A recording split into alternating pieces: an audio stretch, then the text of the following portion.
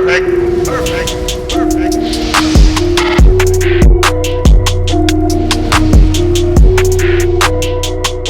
What is going on, everybody? I go by RB, and this is Philly Take with RB. If you guys are enjoying the content of the channel, be sure to smash that like button. And if you're new and want to stay updated on some great Philly content, well, be sure to hit that subscribe. Appreciate all the support. As you can see, we're back in our own element here today.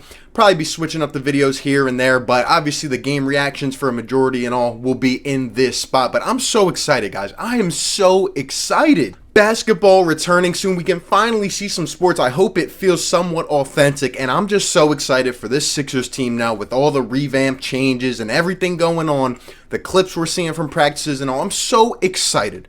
I am so excited. I think this team could make a run. And one of the things I want to talk about today here is a factor that could be a big part to deciding whether the Sixers go on that run. And it's a guy who's kind of going under the radar here, and that is Tobias Harris. Tobias Harris, yeah. I started to talk about him the last couple days, and I've been thinking so much about what Tobias means to this team, to this offense, and really just how it functions as a whole.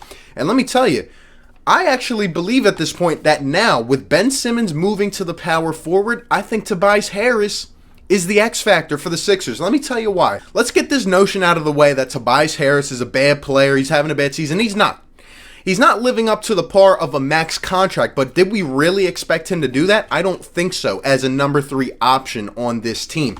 Tobias is still averaging over 19 a game. He's still averaging 7 rebounds a game. He still will give you a couple assists.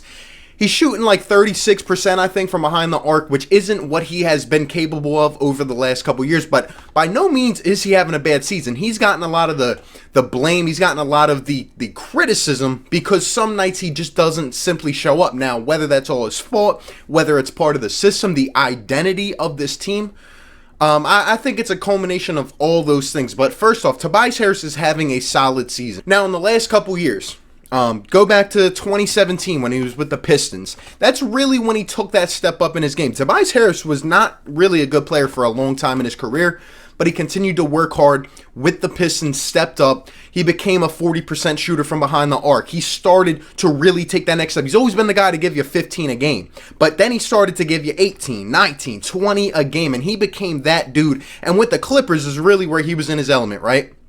Averaging over 20 a game, averaging 8-9 rebounds a game, shooting 43% from behind the arc. That is the player that the Sixers went out and traded for. And I've been watching Tobias film and tape over the last couple of days since I've been thinking about this.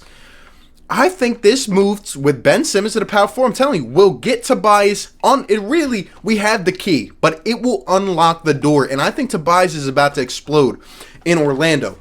When you go back and watch Tobias tape with the Clippers, you know, I mean, he was snubbed from the All-Star game in 2018-19. He was snubbed, but he was averaging, like I said, 21 a game, and he was just going off. We traded for that All-Star caliber player in Tobias Harris, but we really kind of took him out of what he was used to doing. Now, with the Clippers, they had bigs like Montrezl Harrell and DeAndre Jordan who really wouldn't cloud the paint together, and Tobias, really, he was one of the primary ball handlers. He would be able to drive. He would pull up from mid-range, but he had so much space. And now, with this change for the Sixers, I'm telling you, it's not like Joel Embiid and Al Horford will be clogging up the paint together. I've been watching some of the Sixers tape all season. When Tobias tries to have room to operate, he's really just stopped in his tracks because there are so many defenders in his way. He's really a mid-range specialist. I mean, the guy never really misses mid-range shots. And even if he does, it's here and there, like once in a while. Now, like I said, I admit he needs to shoot better from 3. He needs to get back up to that 40% mark.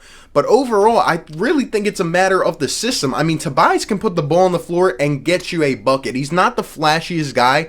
He's not one of these guys who's going to hit a crazy step back, a crazy crossover. No, he just plays the game and has good structure to the way he plays, but he can get you a bucket, and he is I honestly think at this point, he's honestly a good compliment to Ben and Joel, and I've thought that, but just seeing how he operates, he doesn't have to be one of your top options. He can be the guy to just give you 18 a night, give you 20 a night, and be that third option, and I love it. And with Ben Simmons, right? With Ben Simmons moving off the ball, I think Tobias Harris will now have more primary ball duties. I'm not saying he's going to be the primary ball handler. That's Shake Milton. Ben will still have the ball, but Tobias will get more of the share, and I think it'll allow him to operate. Now, say Joel posts up, right? And Tobias is a power forward, but he's not that kind of forward who just sits in the paint and posts up. No. And he's not just a spot-up shooter. That's really some of the situations I've seen us try to put Tobias Harris in as a power forward,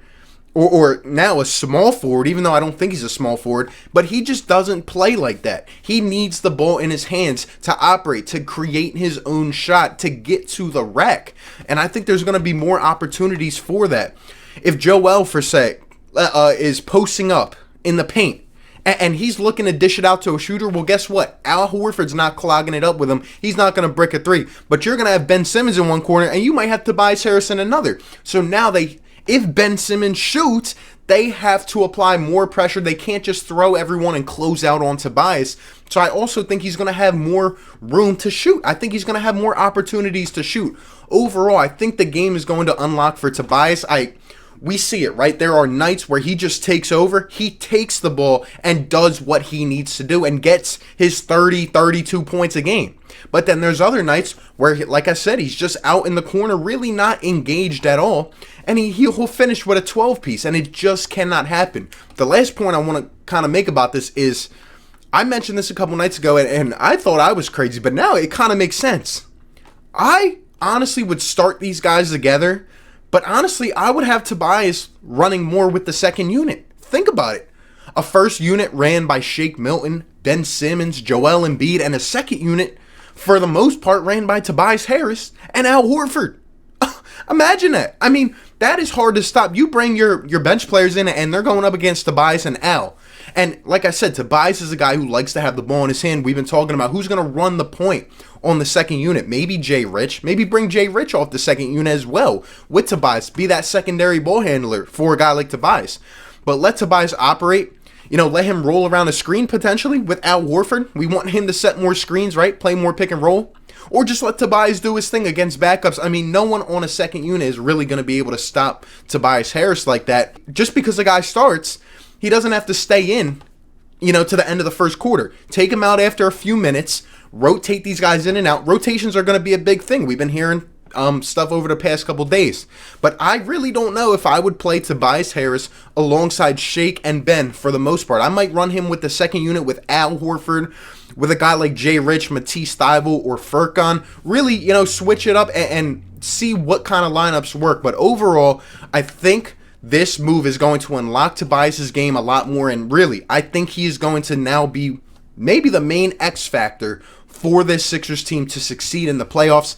If he's contributing consistently, I mean, there is no saying what this team can do, because I expect Ben Simmons' production to go up more as he is now off the ball a lot, as he will honestly probably be posting a triple-double almost every night. And then you got Joel Embiid, you got Shake Milton, who's taking that step up. Tobias Harris, if he is producing consistently, there's no saying what this offense can do and what this team can do. I'm so excited. You guys let me know your thoughts down below. What are your expectations for Tobias Harris? Can he be the X factor now for the Sixers team? How will his game alter with the move of Ben Simmons, the power forward? Let me know all your thoughts down below. Appreciate you guys for tuning in. Be sure to like, comment, and subscribe, and I will catch you on the next one. Peace. Perfect.